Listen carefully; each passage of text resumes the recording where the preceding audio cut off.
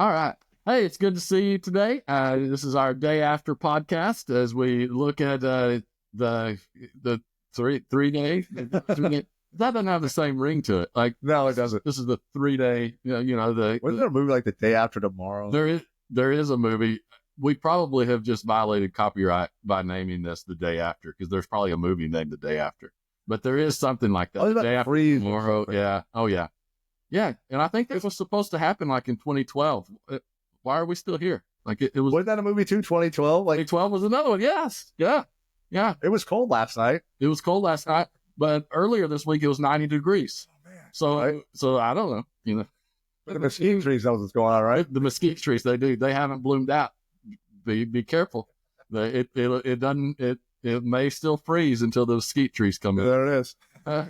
Anyway, So, but yes, this is our day after podcast where we kind of look at the sermon and just delve a little bit deeper. This one I thought was actually pretty straightforward as far as the principle of it. no, it is definitely straightforward. Yeah, and so we're going through the Sermon on the Mount. We're in chapter 6. And chapter 6 has kind of two sections, and there are two obstacles that will keep us from being the people that God has called us to be, right?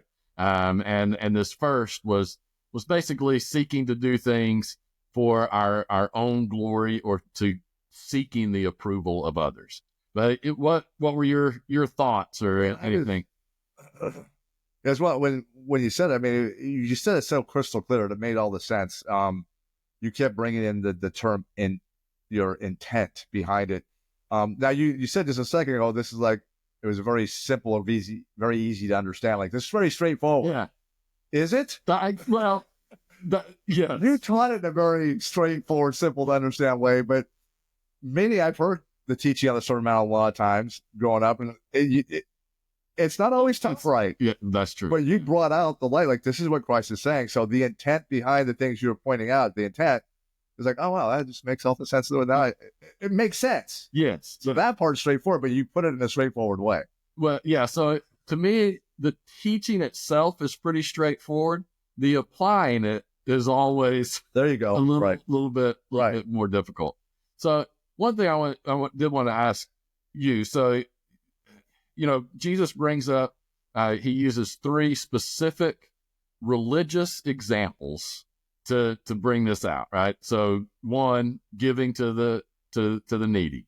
And so giving in a way that people see that you're giving, right? So that means that your intent is to receive glory from others. So people will say, oh, you're so generous, right? Right. Then the next one is prayer and how you pray. And so you said, the hypocrites go and they pray, where everyone can see them. And so that people see and, oh, look how spiritual that person is. So the intent of their prayer is to actually make people appreciate them rather than the religious act, if you will, of communicating with your Lord and Savior, right?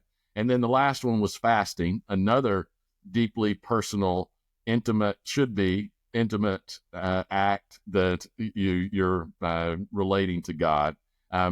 But those who would, it kind of talks about those who would put marks on their face, ash on their face, and make sure that everyone knows they're fasting. Because look how spiritual I am. Right? Again, the intent behind it. Right. But I have seen these mistaught by, again, creating another checkbox that you should never give in a way that other people can see you give. You should never pray in a way where other people see you pray. I've actually heard it taught that you should not have public prayer necessarily because of this. Have you experienced that type of teaching or application in the religious world? Absolutely, yeah. I mean, they try to get, as you said, the checkbox. They get I always use the term pharisaical. Which that's who he's specifically addressing. Yeah, that's a good point. Yeah. So yeah, of course. I mean, yeah, I've definitely heard that. So then you're trying to do as you keep claiming, check the box. Mm-hmm. Okay, I didn't pray in front of anybody. I didn't do anything anybody's seeing that was given to the needy. But And yeah, you see, yeah, you definitely hear that. But I have to go back to you bringing up the intent of what your heart is wanting to do. Now, on the point of prayer, though, I shouldn't say though. Yeah. But even Christ, when he was at the tomb of Lazarus, he made it a point to say, I am praying out loud. Yeah. Which means his prayers, like in Gethsemane, he went off by himself. Not saying you don't pray out loud. Yeah. But he made it a point. He made it say, I'm doing this out loud so you know that you are the one that sent me. Yes. Yeah. But a lot of people want to be very religious in their prayer and be very loud. Mm-hmm. And even like when people sometimes go out to eat, it's like they're doing it. Some are doing it intentionally. Like, look at us, we're praying, you know, and giving thanks. And others just do it because it's what I do, because I'm thanking God for what he's done for me. And it's for them to God. And they might, of course, you got 4 or 5 people sitting there, you pray together. Yeah. But it's not about who's sitting around you. Right. It's about the one. I think you made you're going to go into this. I know this. I wish I could remember your words. There's something, the audience of one or something like that. Yes. That we should be about relating to an audience of one. Yes. I loved how you put that. It's relating to Christ and him alone, right? He's the audience. He should be the motivation behind all of our actions. Right. Right. And rather than getting caught up in, how do I make sure I look good in front of other people so that they see me or recognize me, or give me props, whatever it may be. If that ever starts seeping into your motivation, you're never going to be able to do those things that Jesus was talking about in chapter 5, right? Because all of a sudden it's becoming about you rather than an audience of one. Right. Exactly. Do you think, in your opinion, so as you have these things that are pharisaical, or these check boxes that we go through in life, yes. Oh boy, no, I gotta get this one. Do you think that can be overly consuming? That meaning, because we're so focused on the checkbox that we lose sight of being what we really need to be. And I'm going to do a stupid analogy, but if you work at McDonald's, all right, and you're the fry guy, if you just do fries, you're good at it. And you're focused on something important. But if you have to make the burgers, you have to make the fries, you have to get the apple pies, you got to get the drinks, you got to work the drive-thru and take cash. Does the quality of who that person is and what they're doing, and the analogy thing, does that take away from someone's being that kingdom, the spiritual thing that Christ is talking about? Yes. I think if you are constantly just focused on, okay, I have to do this, I have to do this, I have to do this, I have to do this, right? Now, there is some nuance to this. Let's take your McDonald's example. If you go into McDonald's, there's going to be a checklist. Here's how you do fries. Here's how you do, hamburgers. Here's how you do this. That first day, that person's going to be overwhelmed. And they're going to be sitting there staring at that checkbox, and they're going to go, okay, I got to do this. I got to do this, right? But then the next day, they're going to be, you know what? I'm kind of figuring out this fry thing. Within a month, they're never looking at the checkbox. They're just making fries, right? And then you can start adding stuff too. Oh, I see where you're going with this. Part of, I think, developing a kingdom lifestyle is that it just becomes part of who we are, right? Because we are constantly in an acknowledgement that we are living to an audience of one, right? So that is our desire. That is our intent. We want to live our lives to bring glory to Jesus Christ and him alone, right? And so therefore we want to live the life that he has called us to live. So we want to see people the way he sees people. We want to treat people the way that he would treat people. Right. Right. And there are times in our life, specific times, where we kind of do think of it as a checkbox. Okay, I need to get my anger in order, right? And so we may be more focused on that. Well, hopefully, as we allow Christ to grow within us, then it starts to take care of that, right? And so we're not always thinking about, here's what I have to do, here's what I can't do. It just becomes part of who we are. So what you're saying, I like how you put it this way. So like, correct me if I'm wrong, where you're kind of going with this is if you're focused on Christ and his love and him alone, that those check boxes are going to kind of fall into place. Kind of like being a new parent. If you're, look, we know there's bad parents out there. Yeah. But a good parent, you may have had a party lifestyle, going out on weekends, going to the beach, doing all these things. Yeah. But once that child comes in, that love for that child is so great, that stuff goes away and you focus on doing things for the child to make sure they're taken care of. It just becomes automatic. Yeah. I mean, that kind of... And then maybe you realize, oh, there were a lot of things I shouldn't have been doing back here, right? right. You know, so you start becoming more aware of the things in your life that you need to allow God to help you change, right? There's always this little bit of tension. Right. Now, the danger with this is we sometimes we can be so consumed that we just constantly, and a lot of this is personality, but people can be so consumed. Oh, I want to live a life worthy of Christ. I want to do this. And so you just overanalyze everything. Oh, was this, did the way that I responded, I kind of got a little frustrated. What did I, was that ungodly? God, forgive me, right? We can be, and that kind of becomes narcissistic, if we're not careful. It's important for us to realize we're human. We're not going to get this right all the time, right? Give yourself some grace because God gives you grace, but always be moving towards that place where you are living that life that that God has called you to live. It shouldn't be something that causes extra stress in our life, right? And this is a balance, because there are times in our life where we know that we may be caught up in things that we shouldn't be caught up in. And that's whenever you feel that conviction from the Holy Spirit, right? And if we're striving to live our lives for him, we're going to feel that. Then the question is, okay, are you going to allow him to help deal with that right then? Or are you going to try to normalize it and suppress it, which we can do as humans, right? Right. Right. We can ignore the Holy Spirit's prompting in our life. Absolutely. Obviously. So I do think what Christ is presenting here in the Sermon on the Mount is a lifestyle where we're not having to sit there and think about all the check boxes, right? And we're sure not living in order to make sure we check all of them. So he doesn't want us to live that way. He also doesn't want us to live in this constant state of fear that we're not good enough. Yeah, you're not good enough. Breaking news. Right?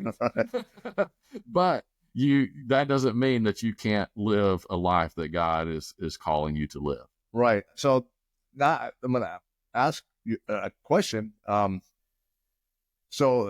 do I say this? So it's a good point. You use the term personality. Mm-hmm. Different people have different personalities. Yeah. And a lot of people recognize, especially you get older, you recognize your type of personality. So when you have one of these personalities that you are gravitating to, I can't do that. I got, what is your advice? And this may be a restatement of what you said. To those that recognize their personality, it's like, man, I can't get this out of my head. I can't get this out of my head. I've got to. It's not an intent to look good to everybody else, but how to be right for Christ. Right. Yeah. What is an advice that you can give to people with those type of personalities that not to become overwhelmed with that, or how to try to defeat that and do what you're saying, what Christ is saying to do, and not overly work about. I don't know if this is an easy question to answer because you're not a psychiatrist or psychologist, and frankly, I don't know if they have the answers either, right? Because it's not a true statement. Or not this psychiatrist, psychologist, but it's a difficult one, and again, I think this is a societal condition.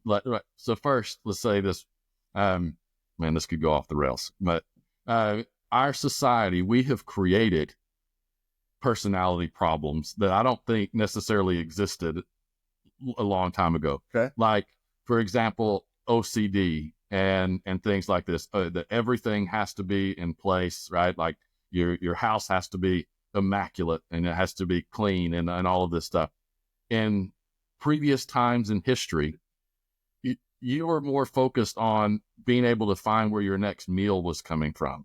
You were had to focus on, how am I going to keep my kid alive, literally alive, where they don't, right? Because there was not abundance, there was a lot of scarcity. We had to put most of our energy into just surviving, right? I'm not saying this is better. I'm just saying, Right. today we live in a world of so much abundance, and we are so comfortable. We're going to kind of talk about that this coming week, whenever it's storing up your treasures in heaven, not here on earth, right? But we are addicted to comfort. We have been inundated by that, right? So now, any stress, any pushback when something doesn't go right, like, and not diminishing this example, but how do people react when they know that a bad storm's coming and we could lose electricity for 3 hours? We go to HEB and everything in the store is gone, right?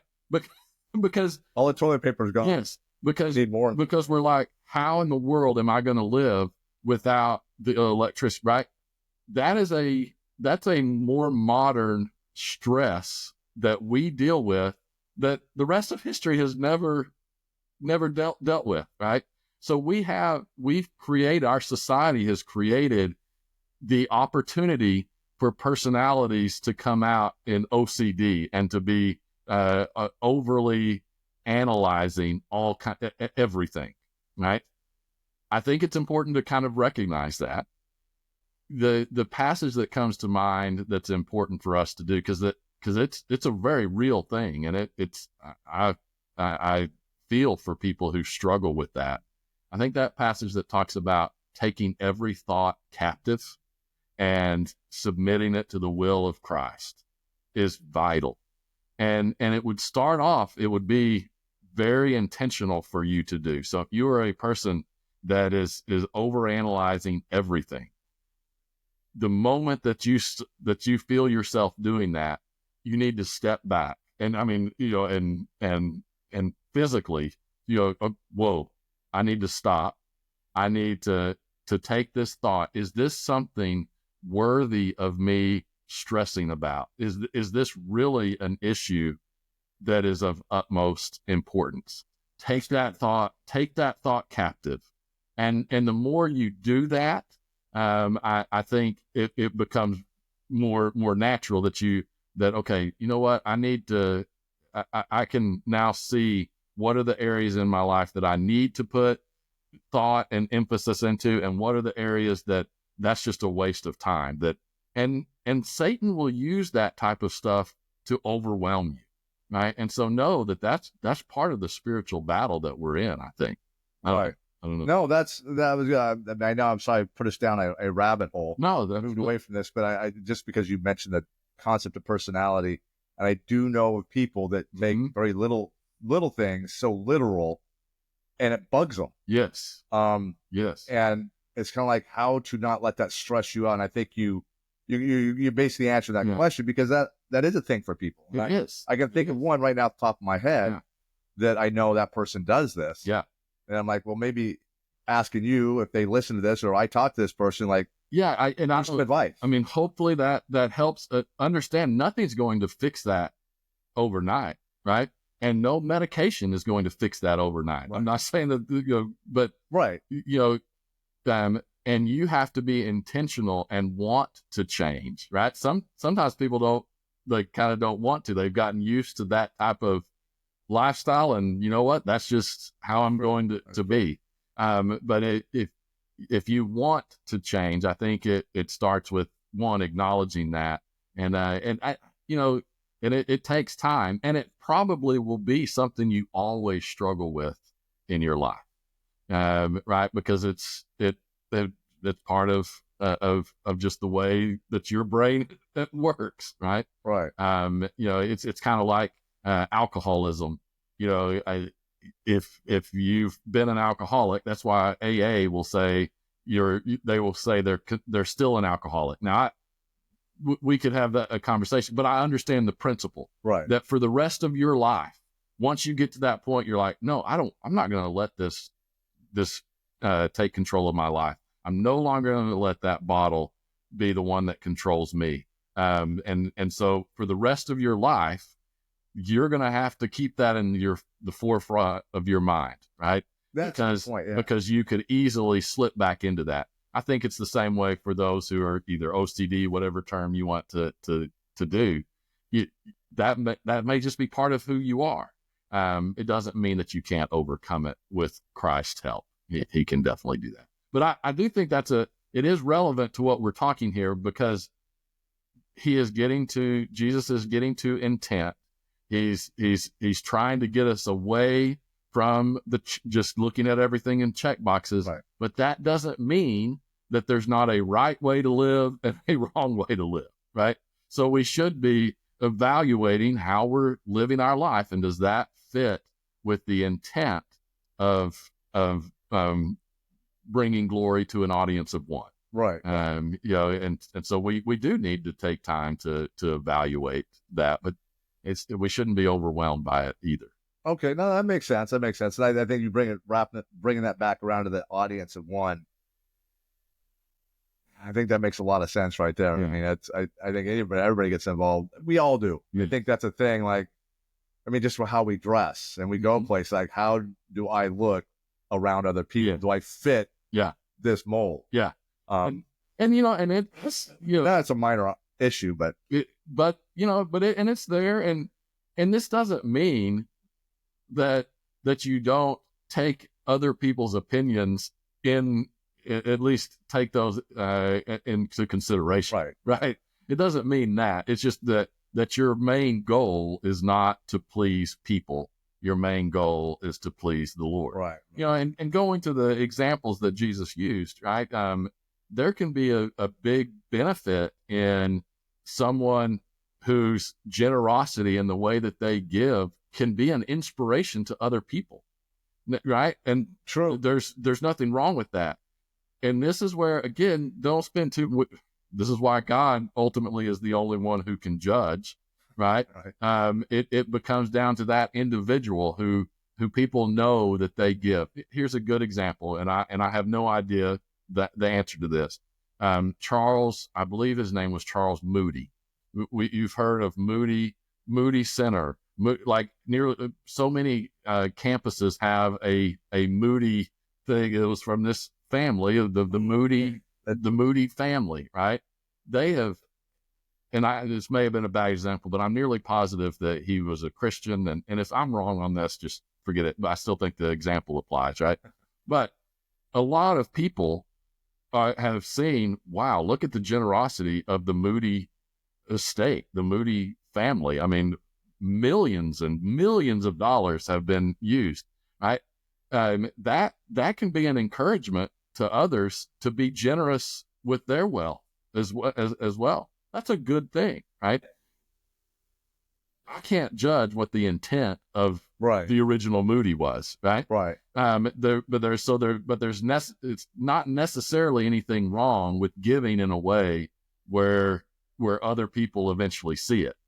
Now, if you're doing it in order to just draw attention to yourself, yeah, that's a problem. But isn't it interesting that Jesus actually says they will receive the reward that they want? He says that because their reward is to be acknowledged by people, right?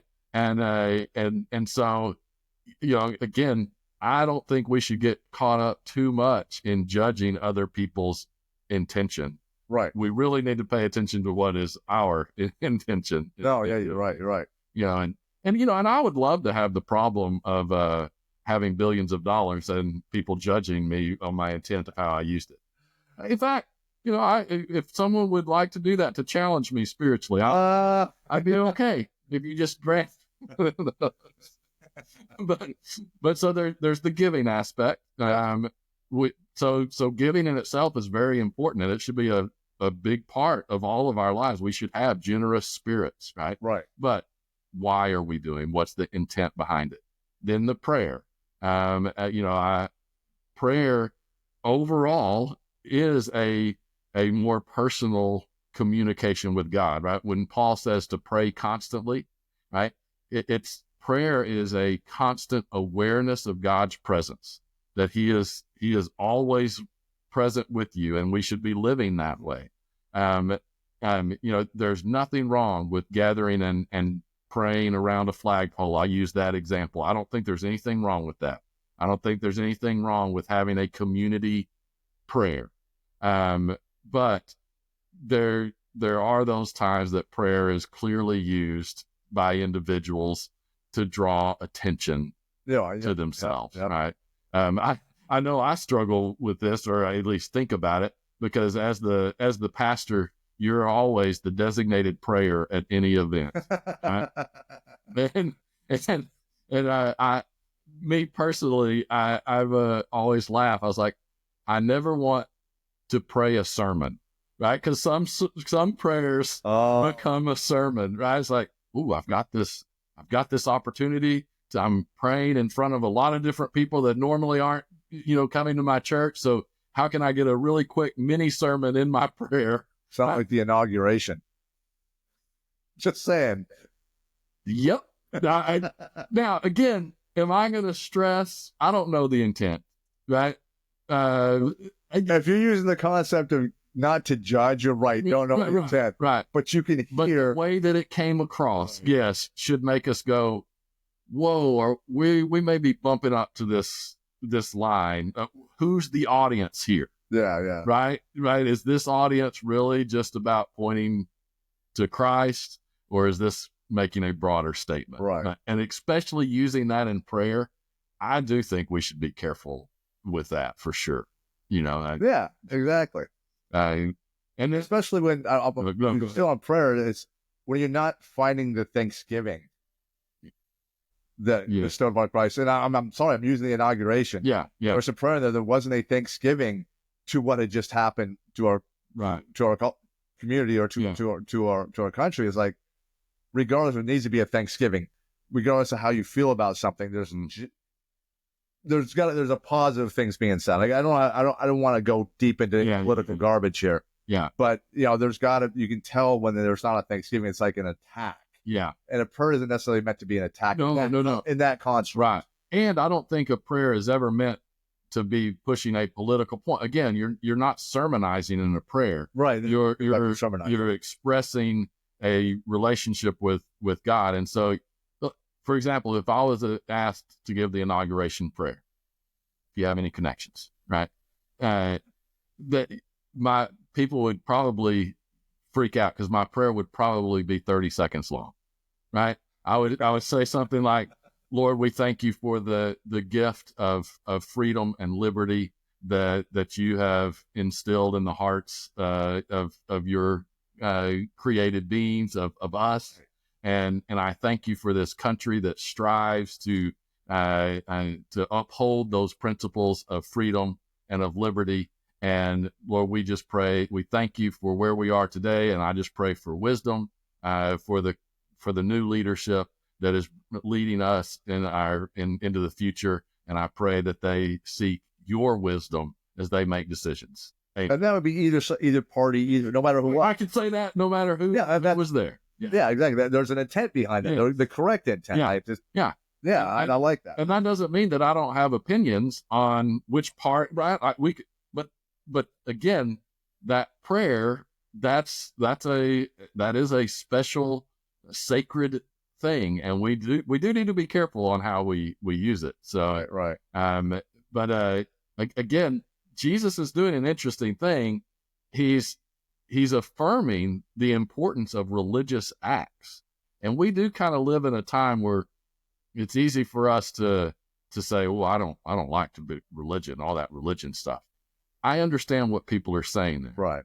But there are important religious practices that should be a benefit to us in our relationship with God. Right? All of these: generosity, giving, praying, fasting. Those are technically religious acts.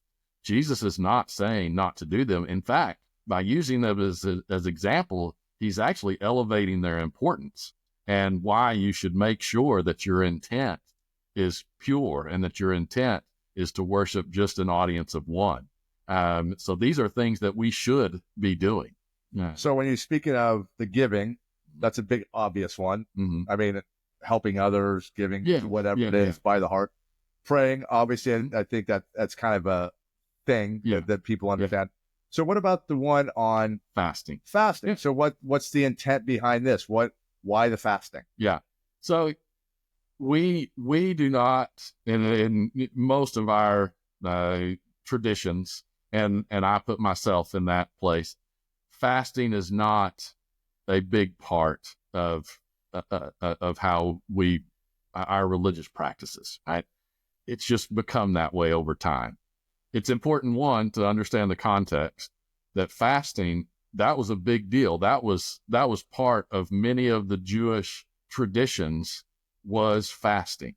So Jesus would have that's how he started his ministry, right? With a fast. I have no doubt that Jesus fasted on a regular basis. That was part of their religious tradition. And so what he is saying is that, there would be people who would misuse that and say, look how much more spiritual I am because my fast is way worse than your fast, right? Like misusing it that way. And this is something that I really need to explore more. I have, over the last few years, fasted with intentionality. Again, because I think there's an important spiritual discipline within fasting that we've lost in the Protestant church or in evangelicalism, whatever, that I think we probably should look at a little bit more. Okay. It's kind of interesting. Again, don't make the mistake of looking at this. I need to add that checkbox. I'm not a good enough Christian because I haven't been fasting, so I need to add that checkbox in and do that, right? No, I don't think you're not going to get into heaven if you haven't fasted.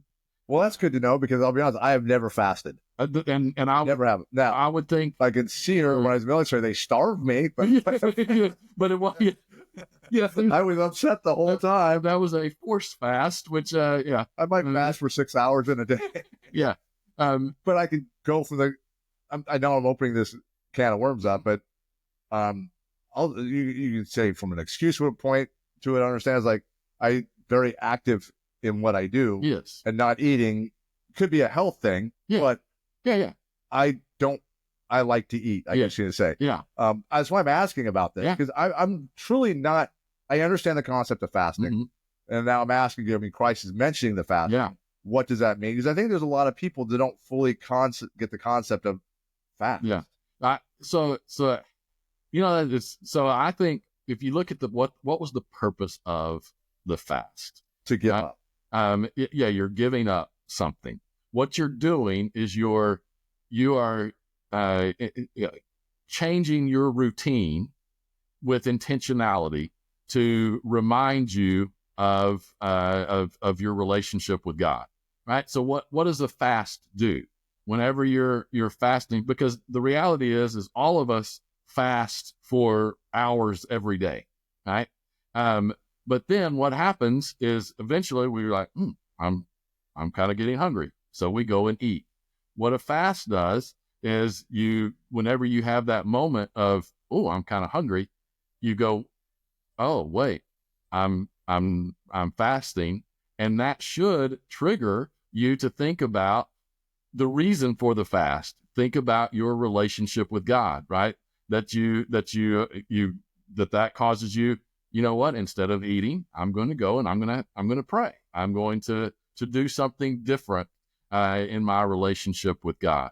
Right? We're in the season of Lent right now. Right. Right. That has been watered down. That it's interesting. The history of that it was like a fast the whole season of Lent. Right. Then we're like, we can't do this, and so it became, you just fast on Fridays. And now now you just don't eat meat on Fridays. This is in the Catholic tradition, right? But a lot of people, right? Fit, you can have fit, which again, what a cop out, right? It just shows how, but even that, there can be benefits to that because you're like, I want my steak on Friday night. Oh, I've got to eat the stupid trout, right? if you're doing it for the right reason, Right. that little change should make you think about your relationship with God, right? There's a lot of people who give up things for Lent, Right. and I think that's a good practice. Again, don't look at these as these are rules that you have to follow.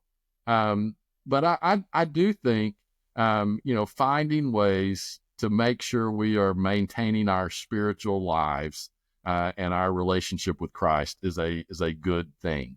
We're also seeing there's some health benefits in fasting. Right? No.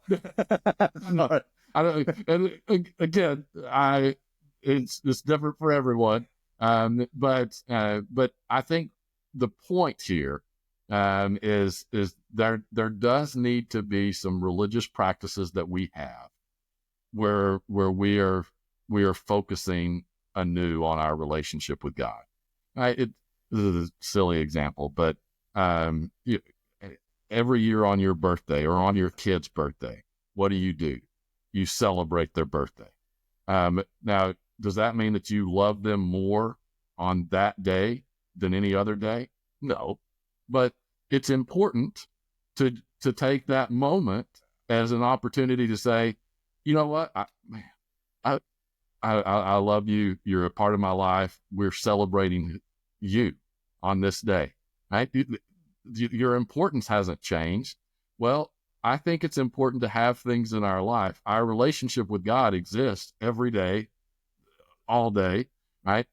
If we're not careful, we can take that for granted and not be intentional about fostering that relationship with God.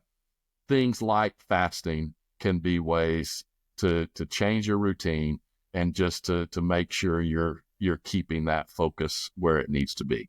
No, that makes a lot of sense. Now you're going into that recognition, like you said, the child, and recognizing that child for the day. Yeah. Okay, we're gonna go to the water park. We're gonna go to pizza. We're gonna go do this. It's something you don't normally do, but it's for that person. Yeah. Routine change. Yeah. Your focus. So now I get what you're saying. Now is that fasting thing is it's a change for somebody else, and that somebody else obviously is the audience of audience. And that's what Jesus is getting at. He's like, if you're just fasting because that's what this religious tradition is, and to be a good Pharisee, to be a good Jew, you need to fast on all these days and stuff like that. If that's the only reason you're doing it, you're missing the point. Then just quit fasting, essentially, right? But use that as an opportunity for what it should be, to draw us closer to that audience of one. That makes a lot of sense. Okay. All right. Well, we better wrap up. We could go down a lot, but that was good. Because that's something that's changed in my life, my use of fasting. And I'm not sitting here saying I do it all the time, but I have incorporated that more than I used to never even think about it, really, right? Because it's not part of our culture. True. It's not this culture. Exactly. Yeah. Which may make it a really effective way to draw us closer to Christ, because it is so much. It's such a drastic change. Right? I'm not going to disagree. but again, the moment you start thinking of it as a checkbox, though, the moment you start thinking of it as, ooh, you know what? I'm going to be a better Christian because I'm going to start fasting. You're missing the whole point. Right. And that's the danger that Christ is warning us of here. Okay. So, that makes sense. All right. Well, I look forward to it.